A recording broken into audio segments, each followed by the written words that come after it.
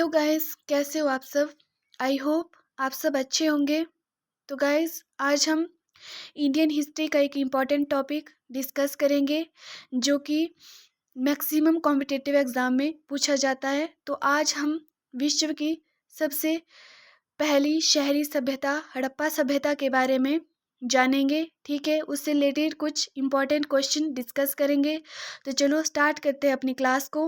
तो पहला क्वेश्चन आपके सामने है कि हड़प्पा सभ्यता की खोज कब और किसने की थी।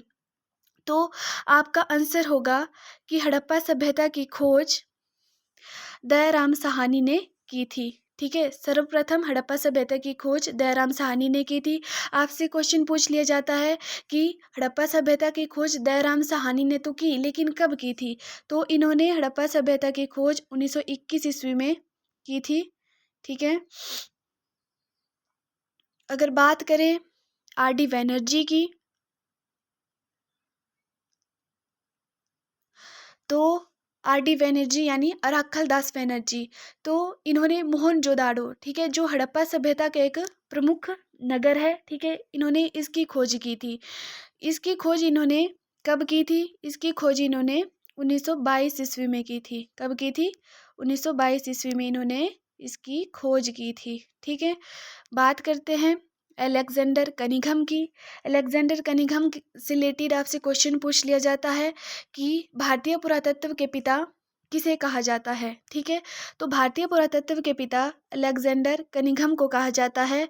ठीक है, बात करें जेम्स प्रिंसेप की, तो जेम्स प्रिंसेप पहले ऐसे व्यक्ति थे जिन्होंने अशोक जो कि मौर्य साम्राज्य का एक प्रमुख शासक था, उनके ब्राह्मी और खरोष्टी लिपि में लिखे जो अभिलेख थे, शिलालेख थे, उन्हें पढ़ने में सफलता प्राप्त की थी। और सफलता कब प्राप्त की थी?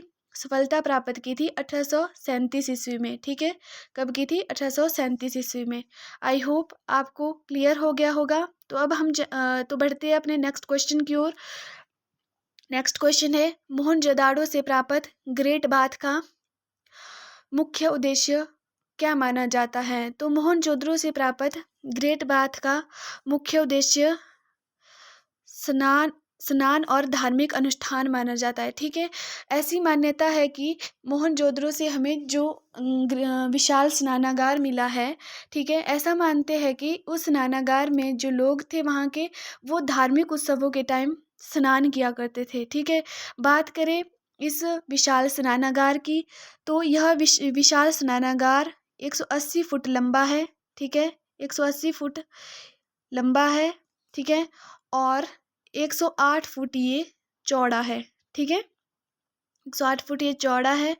अब बात करें ये जो स्नानागार है, इसके अंदर भी एक तालाब बना हुआ है। ठीक है, वो 39 फुट लंबा है। ठीक है, 39 फुट लंबा तालाब है। ठीक है, 23 फुट चौड़ा है। ठीक है, कितने फुट चौड़ा है? 23 फुट जो है चौड़ा है। और इसकी जो गहराई है वो 8 फुट है। ठीक है, आई होप आपको क्लियर हो गया होगा। अब बढ़ते हैं अपने नेक्स्ट क्वेश्चन की ओर। क्वेश्चन है कि निम्न में से किस स्थल से गोदीवाड़ा के प्रमाण मिले हैं।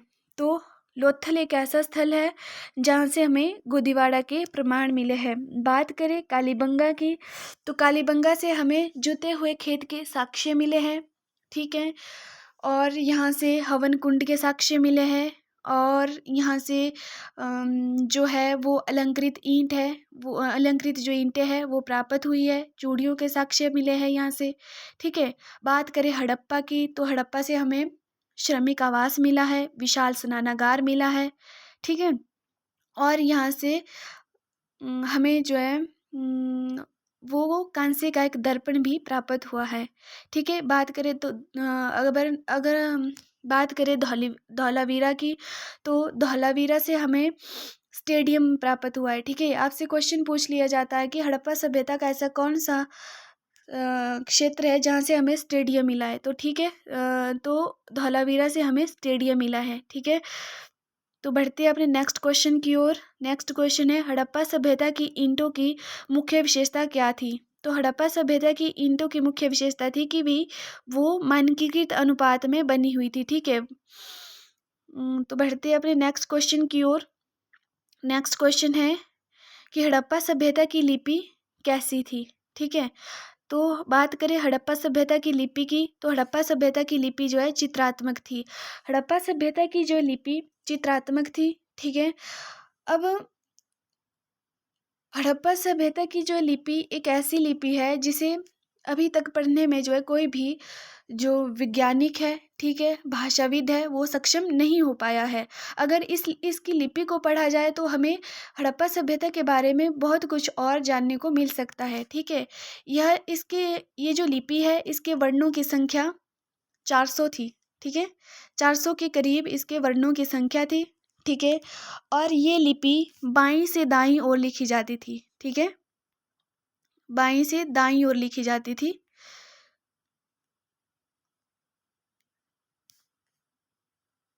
ठीक है। आई होप आपको क्लियर हो गया होगा। तो बढ़ते हैं अपने नेक्स्ट क्वेश्चन की ओर कि निम्न में से कौन सी फसल हड़प्पा सभ्यता से जुड़ी नहीं मानी जाती है।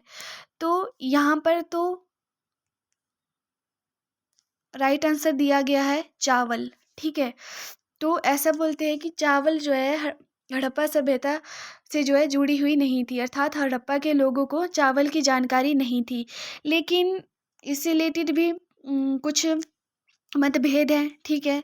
लेकिन चावल ऐसी फसल कैसे हो सकती है, ठीक है, क्योंकि चावल के तो हमें साक्ष्य मिले हैं, ठीक है। लोथल एक ऐसी जगह है जहाँ से हमें चावल के दाने मिले हैं, ठीक है। तो ऐसा कैसे कहा जा सकता है कि चावल जो है वो हड़प्पा सभ्यता के लोगों को उनकी जानकारी नहीं थी, ठीक है।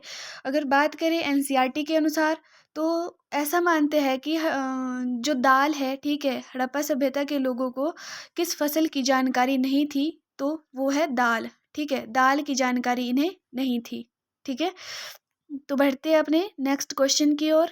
नेक्स्ट क्वेश्चन अगर बात करें इसी क्वेश्चन में अगर बात करें कपास की, तो आपसे क्वेश्चन पूछ लिया जाता है कि हड़प्पा सभ्यता के लोग किस फसल को का उत्पादन सबसे अधिक करते थे, ठीक है। तो वो कपास का उत्पादन जो कपास है उसका उत्पादन में ये सबसे ज़्यादा मात्रा में करते थे, ठीक है।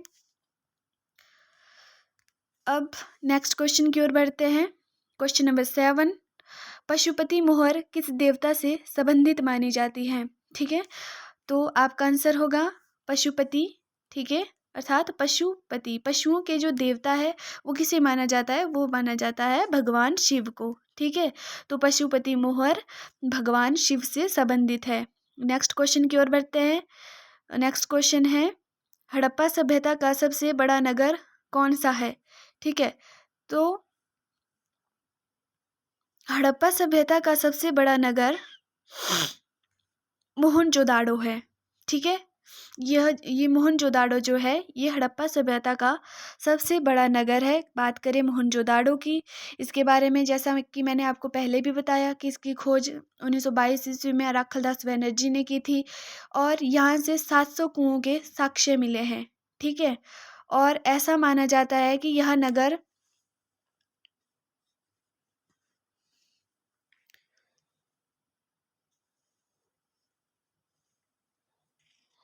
ऐसा माना जाता है कि ये जो नगर है ये 7 बार जो है बोलते हैं कि बसा था, ठीक है। और 7 ही बार उजड़ा था, ठीक है। क्योंकि यहाँ से इसकी जो है इस नगर की हमें 7 परतें जो है प्राप्त हुई है, ठीक है। तो बढ़ते अपने अगले क्वेश्चन की ओर। हड़प्पा सभ्यता के लोग किस धातु से परिचित नहीं थे, ठीक है। तो आपका आंसर होगा लोहा, ठीक है। लोहा एक ऐसी धातु थी जिसका नॉलेज हड़प्पा सभ्यता के लोगों को नहीं था, ठीक है। तांबे का नॉलेज भी उन्हें था, ठीक है, कांसे का नॉलेज भी था, सोने का नॉलेज भी था। लेकिन लोहा एक ऐसी चीज़ है, ऐसी वस्तु है जिसके बारे में उन्हें कोई जानकारी नहीं थी, ठीक है। तो आज के लिए इतना ही, मिलते हैं नेक्स्ट क्लास में, तब तक के लिए हर हर महादेव।